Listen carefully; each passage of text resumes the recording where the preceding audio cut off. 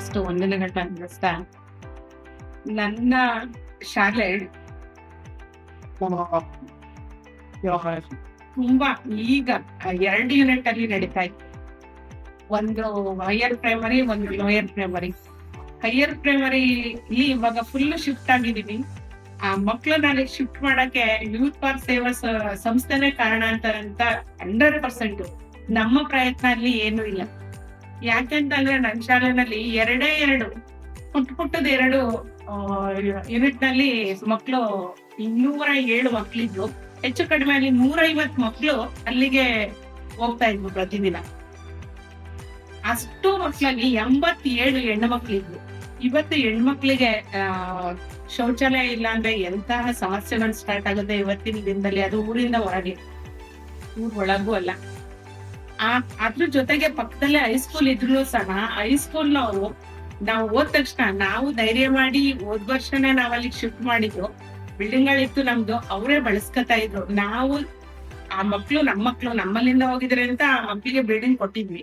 ಅವರಿಗೆಲ್ಲ ವ್ಯವಸ್ಥೆ ಆದ್ಮೇಲೆ ಹೈಸ್ಕೂಲ್ನವರಿಗೆ ಎಲ್ಲ ವ್ಯವಸ್ಥೆ ಆದ್ಮೇಲೆ ನಮ್ಮ ಮಕ್ಳಿಗೆ ನಮ್ದು ಈ ಗೆರೆ ಬಿಟ್ಟು ನೀವು ನಮ್ ಮಕ್ಳು ನಮ್ ಕಡೆಗ್ ಬರ್ಬೇಡಿ, ನಮ್ ಶೌಚಾಲಯಗಳನ್ನ ಬಳಸ್ಬೇಡಿ. ಅವು ನಮ್ಮ ಮಕ್ಳೇ, ನಮ್ಮಿಂದ ಈ ಕಲ್ತು ಹೋಗಿರೋ ಅಂತ ಮಕ್ಳು. ನಮ್ಮಲ್ಲಿ ನಮ್ಮ ಮಕ್ಳನ್ನ ಭಾವನೆ ಇದೆ, ಬಟ್ ಅವರಿಗೆ ನಮ್ಮ ಮಕ್ಳನ್ನ ನಾವೆಲ್ಲ ಶಿಕ್ಷಕರು ಅವು ನಮ್ಮ ಮಕ್ಳು ಬರ್ತಾ ಇದಾರೆ, ಏನೋ ಇಂಪ್ರೂವ್ಮೆಂಟ್ ಆಗ್ಲಿ, ನಮ್ಮೂರು ನಮ್ ಶಾಲೆ ಅನ್ನೋ ಮನೋಭಾವ ಅವರಲ್ಲಿ ಬರ್ಲಿಲ್ಲ. ಹಂಗಾಗಿ ಸೇವೆ ಮಾಡೋ ಮನೋಭಾವ ಎಲ್ರಲ್ಲೂ ಇರಲ್ಲ. ಸೊ ಹಾಗಾಗಿ ನಮ್ಮ ಏನು ಯೂತ್ ಫಾರ್ ಸೇವಾ ಇದಕ್ಕೆ ನಾನು ರಿಕ್ವಿಷನ್ ಕೊಡಕ್ ಮುಂಚೆ ರಮೇಶ್ ಸರ್ ಅಂದ್ಬಿಟ್ಟು TVS ಅವರು ಸಜೆಸ್ಟ್ ಮಾಡಿದ್ರು ನಂಗೆ, ಮೇಡಮ್ ನಮ್ ಕಡೆಯಿಂದ ಆಲ್ರೆಡಿ ನಾವು ಹೈಸ್ಕೂಲ್ ಕೊಟ್ಬಿಟ್ಟಿದೀವಿ, ಇದೊಂದ್ ಸಜೆಸ್ಟ್ ಮಾಡ್ತೀನಿ ನೋಡಿ ನಿಮ್ಗೆ ಏನಾದ್ರು ಆದ್ರೆ ಅನ್ಬಿಟ್ಟು. ರಜದಲ್ಲಿ ಯಾರ್ ಬಂದಿದ್ರು ಅಂತ ಗೊತ್ತಿಲ್ಲ, ನಾನು ಫೋನಲ್ಲೇ ಬರ್ತಿದ್ದೀನಿ ಸರ್ ಅಂತ ಅನ್ಬಿಟ್ಟು ರಜದಲ್ಲೂ ಸಹ ಅಲ್ಲಿ ಕ್ಲಾಸ್ ಮಾಡಕ್ ಹೋಗ್ತಿದ್ದೆ ನಾನು. ಬಟ್ ನಾನ್ ನಿಲ್ದಲೇನೆ ಎಲ್ಲ ಜಾಗನ ನೋಡ್ಕೊಂಡು ಹೋಗಿದ್ರು.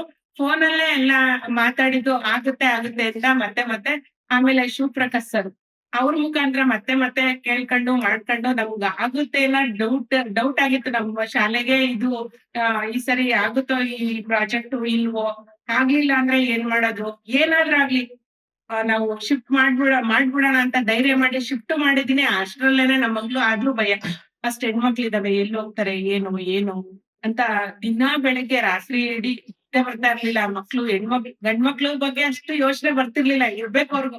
ಆದ್ರೆ ಹೆಣ್ಮಕ್ಳ ಬಗ್ಗೆ ತುಂಬಾ ಮನ್ಸಲ್ಲಿ ಯಾವಾಗ್ಲೂ ಇದ್ದಾಗದು. ಅದೇನ್ ಅದೃಷ್ಟನೋ ನಮ್ ಶಾಲೆಗೆ ಶಾಂಕ್ಷನ್ ಆಯ್ತು ಅಂತ ಶಿವಪ್ರಕಾಶ್ ಸರ್ ಹೇಳಿದ ತಕ್ಷಣ ತುಂಬಾ ಖುಷಿ ಆಯ್ತು. ಇವತ್ತೊಂದು ಬ್ಯೂಟಿಫುಲ್ ಶಾಲೆ ಆಗಿದೆ. ಆ ಬ್ಯೂಟಿಫುಲ್ ಶಾಲೆ ಆಗೋದಕ್ಕೆ ಕಾರಣ ನಿಮ್ಮ ಒಂದು ಸಂಸ್ಥೆ ನಮಗೆ ಕಟ್ಕೊಟ್ಟಿರ್ತಕ್ಕಂತಹ ಶೌಚಾಲಯ. ಯಾವುದೇ ಒಂದು ಮನೆಗೆ ಫಸ್ಟ್ ಶೌಚಾಲಯ ಮುಖ್ಯ ಒಂದ್ ಶಾಲೆಗೆ. ನಾವಿವಾಗ ಎಲ್ಲರೂ ಸುಂದರವಾಗಿರೋ ಬಿಲ್ಡಿಂಗ್ ಅಲ್ಲೇ ಪಾಠ ಮಾಡ್ತಾ ಇಲ್ಲ. 11 ಸೆಕ್ಷನ್ ಇದೆ, 7 ರೂಮ್ ಇದೆ, 6 ಸೆಕ್ಷನ್ ಒಳ ಕುತ್ಕೊಂಡ್ ಪಾಠ ಕೇಳ್ತಾ ಇದಾರೆ. ಕೆಲವು ಕಡೆ ಕಂಬೈನ್ ಮಾಡಿದೀವಿ. 4 ಕ್ಲಾಸು ಮುಂದೆಗಡೆ ಪ್ಯಾಸೇಜ್ ಅಲ್ಲಿ ಬೋರ್ಡ್ಗಳಿದಾವೆ, ಅಲ್ಲಿ ಕೂತ್ ಪಾಠ ಕೇಳ್ತಾ ಇದಾರೆ.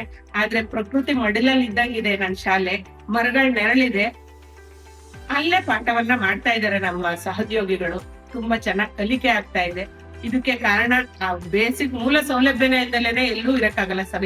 ಯಾಕೆ ನಮ್ಗೆ ಗಾಳಿ, ನೀರು, ಆಹಾರ ಹೇಗೆ ನಾವು ಬದುಕ್ಬೇಕು ಅಂದ್ರೆ ಅವಶ್ಯಕತೆನೋ, ಒಂದು ಶಾಲೆ ಚೆನ್ನಾಗಿರ್ಬೇಕಂದ್ರೆ ಅಲ್ಲಿಗೆ ಏನ್ ಬೇಕು ಬೇಸಿಕ್ ನೀಡ್ಸು ಇರ್ಲೇಬೇಕು. ಅದ್ರಲ್ಲಿ ಶೌಚಾಲಯ ಅಂತ ಒಂದು ಶೌಚಾಲಯವನ್ನ ಯೂತ್ ಫಾರ್ ಸೇವಾದವರು ನಿರ್ಮಿಸಿ ಕೊಟ್ಟಿದ್ರಿಂದಲೇ ಇವತ್ತು ನಮ್ಮ ಶಾಲೆ ಚೆನ್ನಾಗಾಗಿದೆ.